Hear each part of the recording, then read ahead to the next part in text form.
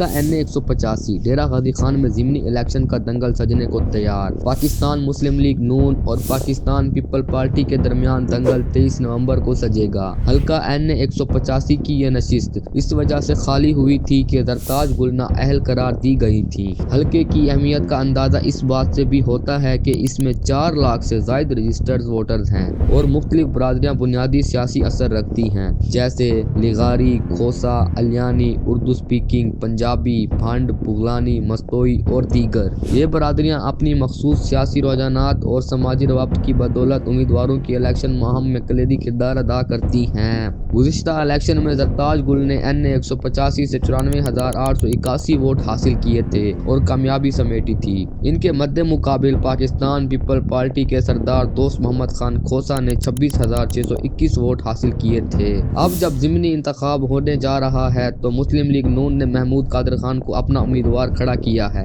ذرائع کے مطابق لغاری برادری کا اثر اس حلقے میں بہت زیادہ ہے۔ دوسری جانب پاکستان پیپل پارٹی نے بھی اپنا امیدوار سردار دوست محمد خان کھوسا کو میدان میں لا چکی ہے اور سیاسی کشمکش شدت اختیار کر چکی ہے۔ چونکہ حلقے کی برادریاتی تقسیم اور ووٹر ڈائنامکس پیچیدہ ہیں، دونوں جماعتیں مقامی اثرات، زبانی رابطے اور برادریوں کو قائل کرنے کی حکمت عملی پر زور دے رہی ہیں۔ لغاری اور کھوسا برادریوں کا تناسب یہ طے کرے گا کہ کون سی جماعت طویل مدتی سیاسی پوزیشن پاتی ہے۔ خصوصاً ڈیرہ غازی خان شہر اور کوٹ چٹا کے علاقوں پر توجہ زیادہ ہے جہاں شہری اور کچھ دیہی ووٹرز دونوں ہیں۔ یہ الیکشن اس لحاظ سے بھی اہم ہے کہ اگر نون لیگ اس کو جیت جاتی ہے تو وہ اپنی سیاسی قوت کو ڈی جی خان میں مزید مستحکم کر سکتی ہے۔ پاکستان پیپل پارٹی کے لیے بھی یہ ایک موقع ہے کہ وہ اپنی مقبولیت کو بحال کرے اور مستقبل میں اس علاقے میں دوبارہ سیاسی طاقت حاصل کرے۔